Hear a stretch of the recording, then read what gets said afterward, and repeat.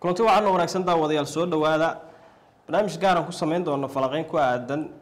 dagaalkii ciidamada dawladda Puntland lagu soo qaaday deegaanka Dharjaalle ay ku soo qaaday kooxda falaagada ah ee Daesh dagaalkaasi ee warbixin ku saabsan ayaa waxaynu wax ka weydiin doonaa Maxamuud Duubane oo garabkayga taagan Maxamuudow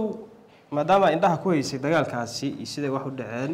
warbixin kooban naga sii sidee wax u dhaceen deegaanka Dharjaalle fuaado sax waa mahadsan tahay waana dhawahay haddii aynu ku bilowno maalinimadii shalay ahayd ciidamada Daeshka ayaa dagaal ku soo qaaday aroornimadii hore baar afartii habeenimo ay ahayd markay dagaal ku soo qaadeen ciidamada Puntland dagaalkaas oo isugu jiray gawaari qarax laga soo buuxiyay iyo ciidamo kale oo iyaguna daba socday oo hub ka noocyadiisa kala duwan watay markii qaraxii dhacay weerar ku soo qaaday halka khasaare badan baa ka dhashay oo labada dhinac ah ciidamadii dagaalka soo qaaday oo kuwa ahaa Daeshka iyaga meeshii baa lagu laayay sida ay sheegeen saraakiil ka tirsan ciidamada Puntland dhanka kale waxa dhaawac soo gaaray dad shacab ah iyo ciidamadii iska difaacay dagaalkii ay soo qaadeen nimankaas waxa weeye Daeshka ee buuraleyda Puntland ku dhumaaleysta Puntland ayaa maalmihii u dhameysay iyadoo waxay sheegaysaa inay dagaal ku qaadayso nimanka buuraha ku dhumaaleysta oo ay sheegeen inay Puntland amnigeeda waliba si gaar gobolka bari ay dhibaato ugu hayaan shacabka iyo dadka ganacsatada ah oo ku nool magaalada caasimadda ee gobolka bari ee Boosaaso iyo guud ahaan dadka Soomaaliyeed marka Puntland baa waxay sheegtay in nimanka ay rabto in ay sanadkan soo afjarto ayna diyaar u tahay ayna diyaar u tahay inay buuraha ka safayso marka Puntland intay abaabulka ku jirtay baa waxa la oran karaa nimankaana dhankooda abaabul ku jireen oo waxay u muuqdaan weerarkii maalintii dhaweyd ay nimankaana soo qaadeen in ay kaga hortagayaan in weerarka ay Puntland diyaarisay inay nimankaas ku qaadaan aad baad maasantahay Duubanow bal dagaalkaasi iyo weerarkaasi kadib sidee shacabka reer Puntland iyo shacabka Soomaaliyeed iyo waliba siyaasiyiinta arrinkaas uga falceliyeen fuaad waa mahadsan tahay siyaasiyiinta iyo shacabka Puntland ba labaduba dabcan aad bay uga falceliyeen dagaalkaas markuu dhacay haddaan ku bilowno siyaasiyiinta حسن شراء أبقال أو كم ها مشرحين تي وسعيد عبد الله يدني كيف قولي سيد ورشدي دويد قولة صالح يا مشرحين كلا يجونا كتير سن كم ها مشرحين تي كله لما دورشدي قدام يسي سعيد يدني كو قولي استي أيها كهالي وحي شيئين إن واجب تاي إن إذا ماذا بطلان إسقرب تاعو أو دقال كانوا يهي ميد حقا أو نمكاس يجا أهل قصفين أيو دقانا ذا بطلان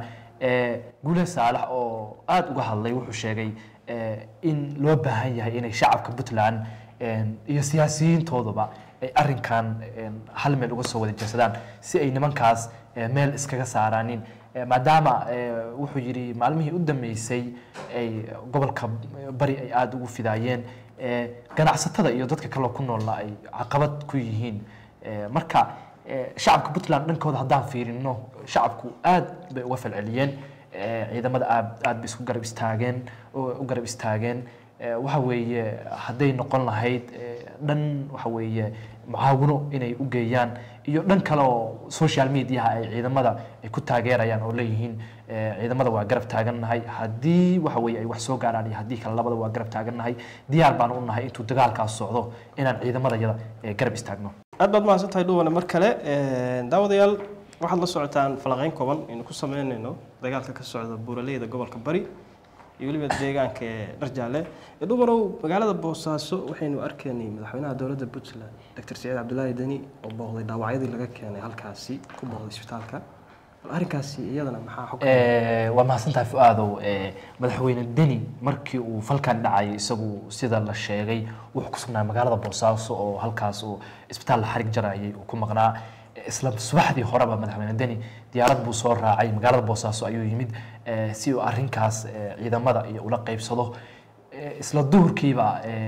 sawiraan lagu baahiyay baraha bulshada waxay muujinayeen madaxweyne Dani oo dadkii ku soo dhaawacmay dagaalka halkaas ka dhacay iyo weerarka ay soo qaadeen nimankaas